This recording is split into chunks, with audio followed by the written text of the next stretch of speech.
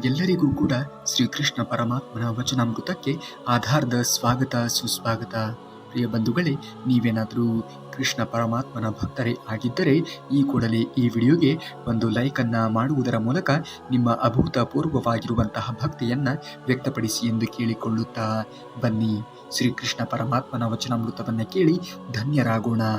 ನಿನ್ನ ಕರ್ತವ್ಯವನ್ನು ನೀನು ಮಾಡು, ಫಲದ ಬಗ್ಗೆ ಎಂದಿಗೂ ಕೂಡ ಚಿಂತನೆಯನ್ನು ಮಾಡುವುದಕ್ಕೆ ಹೋಗಬೇಡ. ಯಾರು ಕಷ್ಟದಲ್ಲಿ ಸ್ಥಿರವಾಗಿ ಇರುತ್ತಾರೆಯೋ ಅವರು ಜೀವನದಲ್ಲಿ ಯಶಸ್ಸನ್ನು ಖಚಿತವಾಗಿಯೂ ಕೂಡ ಕಾಣುತ್ತಾರೆ. ಮನಸ್ಸು ನಿನ್ನ ದೊಡ್ಡ ಶತ್ರು, ಅದನ್ನು ಗೆದ್ದರೆ ನೀನು ಎಲ್ಲವನ್ನ ಗೆದ್ದಂತೆಯೇ ಅರ್ಥ. ಅಹಂಕಾರದಿಂದ ಮಾಡಿದಂತಹ ಕೆಲಸ ನಿನ್ನನ್ನು ನಾಶ ಮಾಡುತ್ತದೆ. ಸಮಯದಲ್ಲಿ ತಾಳ್ಮೆ ಇರುವುದು ಧೈರ್ಯ, ಸೋತರೂ ಕೂಡ ನನಗೆ ಶಕ್ತಿಯನ್ನು ನೀಡುವುದು. ಜನರ ಮಾತು ಕೇಳಿ, ಆದರೆ ನಿನ್ನ ಮಾರ್ಗವನ್ನು ನಿನ್ನ ಮನಸ್ಸೇ ಆಯ್ಕೆ ಮಾಡಲಿ. ಜ್ಞಾನವು ಬೆಳಕಾದರೆ ಅಜ್ಞಾನ ಕತ್ತಲೆಯಾಗಲು ಬೆಳಕಿನ ಕಡೆಗೆ ನಡೆಯುತ್ತದೆ. ಪ್ರತಿಯೊಂದು ಹೋರಾಟವೂ ಕೂಡ ನಿನ್ನೊಳಗೆ ದೇವರ ಪರೀಕ್ಷೆ ಇದ್ದಂತೆ. ಆ ಪ್ರತಿಯೊಂದು ಹೋರಾಟವನ್ನು ಕೂಡ ನೀನು ಗೆಲ್ಲುತ್ತಾ ಮುಂದುವರಿಯಬೇಕು. ಯಾವಾಗ ನೀನು ನಿನ್ನ ಭಯವನ್ನು ಎದುರಿಸುತ್ತೀಯೋ ಆಗ ನಿನ್ನ ನಿಜವಾದ ಶಕ್ತಿ ಎನ್ನುವುದು ಹೊರಗೆ ಬರುವುದಕ್ಕೆ ಸಾಧ್ಯವಾದೀತು. ಬದುಕಿನ ಕರಾಳತೆಗಳು. ಅಳಿಯ ಮಗಳ ಮಾತು ಕೇಳಿದರೆ ಒಳ್ಳೆಯ ಗಂಡಸು, ಮಗ ಹೆಂಡತಿಯ ಮಾತನ್ನ ಕೇಳಿದರೆ ಹೆಂಡತಿಯ ಗುಲಾಮ. ಪರಮಾತ್ಮನಿಗಿಂತ ಹೆಚ್ಚಾಗಿ ಆತ್ಮಕ್ಕೆ ಹೆದರಿ, ಏಕೆಂದರೆ ಪರಮಾತ್ಮ ಮರೆತರೂ ಕೂಡ ನಿನ್ನ ಕರ್ಮಗಳ ನಿನ್ನನ್ನು ಎಂದಿಗೂ ಕೂಡ ಮರೆಯುವುದಕ್ಕೆ ಸಾಧ್ಯವೇ ಇಲ್ಲ. ಆತ್ಮ ಎನ್ನುವುದು ಯಾವತ್ತಿಗೂ ಮರೆಯುವುದೂ ಇಲ್ಲ. ತಾಳ್ಮೆ ಇರಲಿ. ಇಲ್ಲಿ ಒಂದೇ ದಿನಕ್ಕೆ ನೀವು ಅಂದುಕೊಂಡಂತೆ ಆಗುವುದು ಇಲ್ಲ, ಆದರೆ ಒಂದು ದಿನ ಖಂಡಿತವಾಗಿಯೂ ಹಾಗೆ ಆಗುತ್ತದೆ. ನಿನಗೆ ಜೀವನದಲ್ಲಿ ಯಾವುದು ಸಿಕ್ಕಿದೆಯೋ ಅದೇ ಒಳ್ಳೆಯದು, ಏಕೆಂದರೆ ಅದು ದೇವರು ನಿನಗಾಗಿ ಕೊಟ್ಟಿರುವುದು. ಅತಿಯಾದ ಗರ್ವವು ರಾವಣನಿಗೆ ಸಾವು ತಂದಿತು. ಅತಿಯಾದ ದಾನವು ಬಲಿ ಚಕ್ರವರ್ತಿಯನ್ನ ನಾಶ ಮಾಡಿತು. ಅತಿಯಾದ ದ್ವೇಷ ಕಂಸನನ್ನ ಸರ್ವನಾಶ ಮಾಡಿತು. ಆದ್ದರಿಂದ ಅತಿಯಾಗಿ ಯಾವುದನ್ನೂ ಕೂಡ ಮಾಡುವುದಕ್ಕೆ ಹೋಗಲೇಬಾರದು. ಹಣ ಮತ್ತು ಸಮಯ ಖರ್ಚು ಮಾಡುವಾಗ ಎಚ್ಚರವಿರಲಿ. ಹಣವನ್ನು ಸಂಪಾದಿಸಬಹುದು, ಆದರೆ ಸಮಯವನ್ನು ಸಂಪಾದಿಸುವುದಕ್ಕೆ ಆಗದು. ಹಾಗಾಗಿ ಸಮಯವನ್ನು ಸರಿಯಾದ ರೀತಿಯಲ್ಲಿ ಸದುಪಯೋಗ ಮಾಡಿಕೊಳ್ಳುವುದನ್ನು ಮನುಷ್ಯ ಕಲಿಯಬೇಕು. ಕಹಿಯಾದರೂ ಕೂಡ ಇದೇ ಸತ್ಯ. ನಿಮ್ಮ ಒಂದು ಸಣ್ಣ ತಪ್ಪು ನಿಮ್ಮ 100 ದೊಡ್ಡ ಕೆಲಸಗಳನ್ನು ಮುಚ್ಚಿಸಿ ಬಿಡುತ್ತದೆ.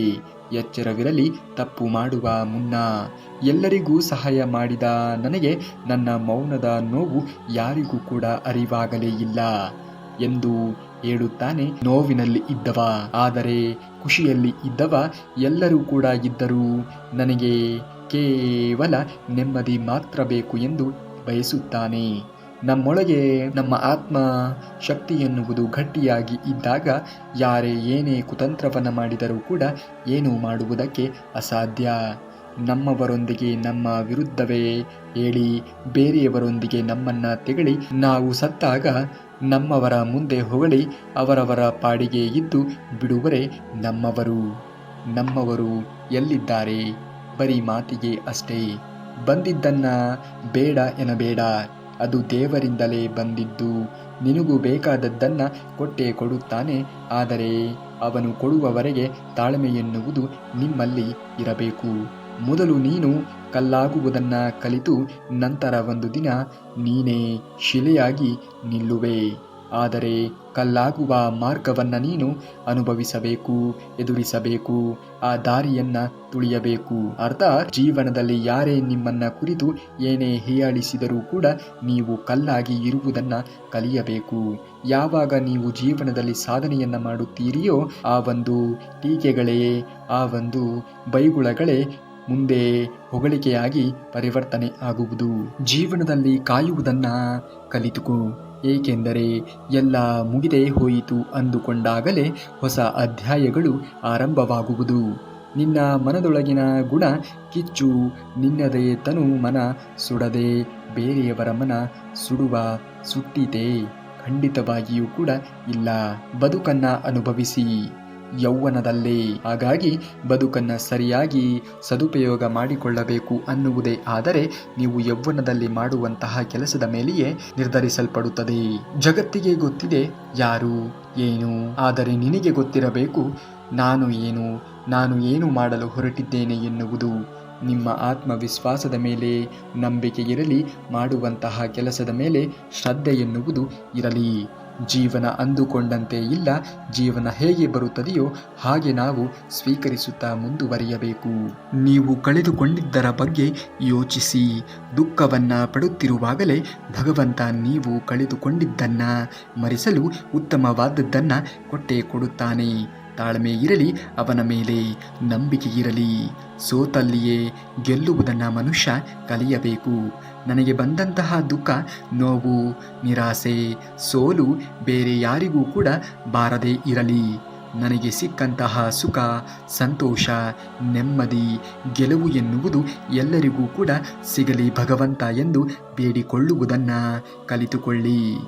ಹಕ್ಕಿಲ್ಲದಿದ್ದರೂ ಕೂಡ ಪಡೆದುಕೊಳ್ಳುವಂತಹ ಮನಸ್ಸಾದರೆ ಅಲ್ಲಂದು ಮಹಾಭಾರತ ಎನ್ನುವುದು ಪ್ರಾರಂಭವಾಗುತ್ತದೆ. ಹಕ್ಕಿದ್ದರೂ ಕೂಡ ಅದನ್ನು ತ್ಯಾಗ ಮಾಡುವಂತಹ ಮನಸ್ಸಾದರೆ ಅಲ್ಲಿ ರಾಮಾಯಣ ಎನ್ನುವುದು ಪ್ರಾರಂಭವಾಗುತ್ತದೆ. ಬಡವ, ವಸ್ತ್ರ, ಹಣ, ಆಸ್ತಿ, ಸಂಪತ್ತು ಇದೆಲ್ಲದಕ್ಕೂ ನಾವೇ ಕಾವಲುಗಾರರಾಗಿ ಇರಬೇಕು. ಆದರೆ ನಾವು ಸಂಪಾದಿಸಿದಂತಹ ವಿದ್ಯೆ, ದಾನ, ಧರ್ಮ, ಪುಣ್ಯ ಇವೆಲ್ಲವೂ ಕೂಡ ನಮಗೆ ಕಾವಲುಗಾರರಾಗಿ ಇರುತ್ತಾರೆ. ನೀ ಮಾಡಿದಂತಹ ಕರ್ಮಕ್ಕೆ ಕಾಣದ ದೇವರನ್ನ ಹುಡುಕಿ ದೇವಸ್ಥಾನಗಳಿಗೆ ಹೋಗಿ ಚಿನ್ನದ ಕಿರೀಟವನ್ನು ಮಾಡಿಸಿ ಹುಂಡಿಗೆ ಎಷ್ಟು ಬೇಕೋ ಅಷ್ಟು ಹಣವನ್ನು ಹಾಕಿದರೂ ಕೂಡ ನಿನ್ನ ಪಾಪ ಕಳೆದು ಹೋಗುವುದೇ ಇಲ್ಲ. ನಿನ್ನ ಕಣ್ಣ ಮುಂದೆ ಕಾಣುವಂತಹ ಬಡವರನ್ನು ದೇವರೆಂದು ತಿಳಿದು ಅವರ ಸೇವೆಯನ್ನು ಮಾಡು. ಆಗ ನಿನ್ನ ಪಾಪ ನಾಶವಾಗಿ ನಿನಗೆ ನಿನ್ನ ಕಣ್ಣ ಮುಂದೆಯೇ ಪುಣ್ಯ ಎನ್ನುವುದು ದೊರಕುವುದು. ಮೈ ಬಗ್ಗಿಸಿ ದುಡಿದು ತಿನ್ನುವಂತಹ ಅನ್ನ, ಕಷ್ಟಪಟ್ಟು ಗಳಿಸಿರುವಂತಹ ಸಂಪಾದನೆ, ಇಷ್ಟದಿಂದ ಮಾಡುವಂತಹ ದೈವ ಭಕ್ತಿ ಯಾರನ್ನು ಯಾವತ್ತಿಗೂ ಕೂಡ ಕೈ ಬಿಡುವುದಿಲ್ಲ. ಜೊತೆ ಮುನಿಸಿಕೊಂಡರೂ ಕೂಡ ಕಷ್ಟ ಬಂದಾಗ ಮೊದಲು ನೆನಪಾಗುವುದು ದೇವರು. ಕಷ್ಟಗಳ ಕೊಡುವಂತಹ ಸೂತ್ರಧಾರಿಯು ಅವನೇ. ಕಷ್ಟಗಳನ್ನು ಎದುರಿಸುವುದಕ್ಕೆ ಜೊತೆಯಾಗಿ ನಿಲ್ಲುವಂತಹ ಪಾತ್ರಧಾರಿಯೂ ಕೂಡ ಅವನೇ. ಯಾವಾಗ ನಿಮ್ಮ ಸೋಲಿನ ಕಣ್ಣೀರು ಪ್ರಾರ್ಥನೆ ಆಗುತ್ತದೆಯೋ, ನಿಮ್ಮ ಭಯ ನಂಬಿಕೆಯಾಗುತ್ತದೆಯೋ, ಆಗ ಅದ್ಭುತವಾದವುಗಳು ನಡೆಯುತ್ತವೆ. ಪ್ರಯತ್ನಿಸಿ ನೋಡಬೇಕು ಅಷ್ಟೇ. ಪ್ರಯತ್ನವೊಂದೇ ಗೆಲುವಿಗೆ ಕೀಲಿಕೈಯಾಗಿದೆ. ಹೋಗಿ ಆರೋಗ್ಯವನ್ನು ಕಳೆದುಕೊಳ್ಳುತ್ತಾರೆ, ಮತ್ತೆ ಅದೇ ಆರೋಗ್ಯವನ್ನು ಪುನಃ ಪಡೆಯುವುದಕ್ಕೆ ಐಶ್ವರ್ಯವನ್ನು ಕಳೆದುಕೊಳ್ಳುತ್ತಾರೆ. ಈ ಹೋರಾಟದಲ್ಲಿ ಕೊನೆಗೆ ಎರಡನ್ನೂ ಕೂಡ ಕಳೆದುಕೊಳ್ಳುತ್ತಾರೆ. ಇದೇ ಜೀವನ. ಜನರ ಆಟದಲ್ಲಿ ಮೋಸ ಇರಬಹುದು, ಆದರೆ ದೇವರ ಆಟದಲ್ಲಿ ಮೋಸ ಇರುವುದೇ ಇಲ್ಲ. ಯಾರಿಗೆ ಏನು ಸಿಗಬೇಕೋ ಅದು ಕಾಲಾನಂತರದಲ್ಲಿ ಸಿಕ್ಕೇ ಸಿಗುತ್ತದೆ. ಪ್ರಯತ್ನ ಪಡುವಂತಹ ಗುಣ ನಮ್ಮಲ್ಲಿ ಇರಬೇಕು ಅಷ್ಟೇ. ದೇವರು ಎಲ್ಲ ತಿಳಿದುಕೊಳ್ಳುವ ಶಕ್ತಿ ಕೊಡುತ್ತಾನೆ, ಆದರೆ ಏನೂ ಮಾಡದೆಯೇ ಇರುವಂತಹ ಪರಿಸ್ಥಿತಿಯಲ್ಲಿ ಇಟ್ಟಿರುತ್ತಾನೆ. ಅವನು ಜನಿಸುವ ಮೊದಲೇ ಆಯಸ್ಸು, ಪುಣ್ಯ, ಪಾಪಕರ್ಮ, ವಿದ್ಯೆ, ಸಂಪತ್ತು ಮತ್ತು ಮರಣ ಈ 5 ಕೂಡ ನಿಶ್ಚಯಿಸಿ ಭೂಮಿಗೆ ಕಳಿಸಿರುತ್ತಾನೆ. ಯಾರಿಂದಲೂ ಕೂಡ ಇದನ್ನು ಬದಲಿಸುವುದಕ್ಕೆ ಸಾಧ್ಯವೇ ಇಲ್ಲ. ಆಗಬೇಕಾದದ್ದು ಆಗಿಯೇ ಆಗುತ್ತದೆ.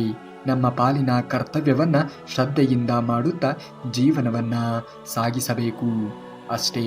ಇದೊಂದೇ ನಮ್ಮ ಕೈಯಲ್ಲಿ ಇರುವಂತಹ ಕೆಲಸ.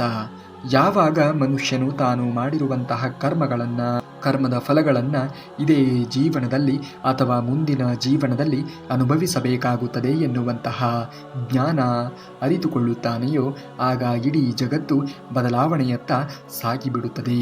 ಪೆಟ್ಟು ಕೊಟ್ಟವರಿಗೆ ಭಯ ಪೆಟ್ಟು ಕೊಡಲು ನಾವು ಇನ್ಯಾರು?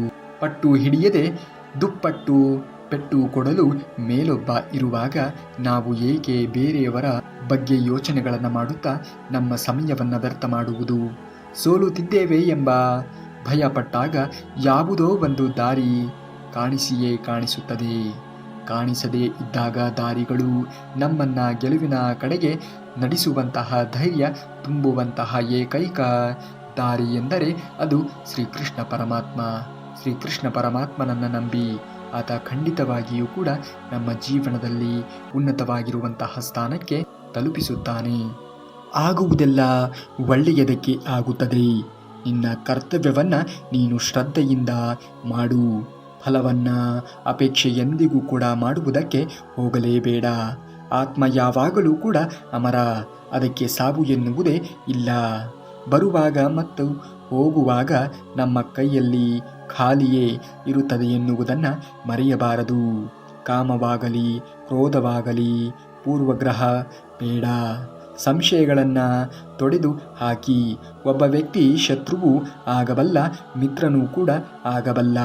ನೀವು ಏನನ್ನ ಬಯಸುತ್ತೀರಿಯೋ ಅದನ್ನೇ ಪಡೆಯುತ್ತೀರಿ. ಗೌರವದಿಂದ ನಿಮ್ಮ ದಾರಿಗಳನ್ನು ನೀವು ಆಯ್ಕೆ ಮಾಡಿಕೊಳ್ಳಬೇಕು. ಪಕ್ಷಿಗಳಿಗೆ ಊಟವನ್ನು ಹಾಕಿದರೆ 9 ಗ್ರಹಗಳು ಶಾಂತವಾಗುತ್ತದೆ. ನಾಯಿಗಳಿಗೆ ರೊಟ್ಟಿ ಮತ್ತು ಊಟವನ್ನು ಹಾಕುವುದರಿಂದ ನಿಮ್ಮ ಮೇಲಿರುವಂತಹ ಕೆಟ್ಟ ದೃಷ್ಟಿ ದೂರವಾಗುತ್ತದೆ. ಶನಿ ಮತ್ತು ರಾಹುವಿನ ದೋಷ ದೂರವಾಗುತ್ತದೆ. ಇರುವೆಗಳಿಗೆ ಸಕ್ಕರೆಯನ್ನು ಅಥವಾ ಊಟವನ್ನು ಹಾಕುವುದರಿಂದ ಸಾಲದಿಂದ ಮುಕ್ತಿಯನ್ನು ಪಡೆಯಬಹುದು ಎಂಬ ಮಾತುಗಳನ್ನು ಕೇಳೇ ಇರುತ್ತೀರಾ. ಆದರೆ ಜೀವನದಲ್ಲಿ ನೀವು ಯಶಸ್ಸನ್ನು ಕಾಣಬೇಕು ಅಂದರೆ ನೀವು ಭಗವದ್ಗೀತೆಯನ್ನು ಪಠನೆ ಮಾಡುವುದನ್ನು ಕಲಿತುಕೊಳ್ಳಬೇಕು. ಎಲ್ಲಿಯ ತನಕ ಎಲ್ಲವನ್ನ ಸಹಿಸಿ ಸುಮ್ಮನೆ ಇರುತ್ತೇವೆಯೋ ಅಲ್ಲಿಯ ತನಕ ನಾವು ಎಲ್ಲರಿಗೂ ಒಳ್ಳೆಯವರಾಗಿಯೇ ಇರುತ್ತೇವೆ. ಒಂದು ವೇಳೆ ನಾವು ಅನುಭವಿಸಿರುವಂತಹ ಅನ್ಯಾಯವನ್ನು ಬಾಯಿ ಬಿಟ್ಟೆವೋ ಆಗ ಎಲ್ಲರಿಗಿಂತಲೂ ಕೂಡ ನಾವೇ ಹೆಚ್ಚು ಕೆಟ್ಟವರಾಗುತ್ತೇವೆ. ನೇರವಾಗಿ ಮಾತನಾಡುತ್ತಾನೆಯೋ ಆತನ ಮಾತುಗಳು ತೀವ್ರವಾಗಿ ಹರಿತವಾಗಿ ಇರುತ್ತದೆ ಅಥವಾ ಕಠೋರವಾಗಿಯೂ ಕೂಡ ಇರಬಹುದು. ಆದರೆ ಆತನ ಮನಸ್ಸಿನಲ್ಲಿ ಯಾವುದೇ ರೀತಿಯ ಮೋಸ ಎನ್ನುವುದು ಇರುವುದೇ ಇಲ್ಲ. ಒಂದೊಂದು ಸಾರಿ ಒಬ್ಬಂಟಿಯಾಗಿ ಇರುವುದೇ ಒಳ್ಳೆಯದು ಅನಿಸುತ್ತದೆ. ಏಕೆಂದರೆ ಯಾರ ಮಾತಿಗೂ ಕೂಡ ಬೇಜಾರು ನೋವು ಪಡುವ ಅವಶ್ಯಕತೆಯೇ ಇರುವುದಿಲ್ಲ ಮತ್ತು ನಮ್ಮಿಂದ ಯಾರು ಬೇಜಾರಾಗುವಂತಹ ಸ್ಥಿತಿಯೂ ಕೂಡ ಬರುವುದೇ ಇಲ್ಲ. ಹಾಸಿಗೆ ಕೊಳ್ಳಬಹುದು, ನಿದ್ರೆ ಕೊಳ್ಳುವುದಕ್ಕೆ ಸಾಧ್ಯವಾದೀತೆ. ಮನ ಕೊಳ್ಳಬಹುದು, ನೆಮ್ಮದಿ ಕೊಳ್ಳಬಹುದೇ. ಪುಸ್ತಕವನ್ನು ಕೊಳ್ಳಬಹುದು, ವಿದ್ಯೆಯನ್ನು ಕೊಳ್ಳಲು ಆದೀತೆ.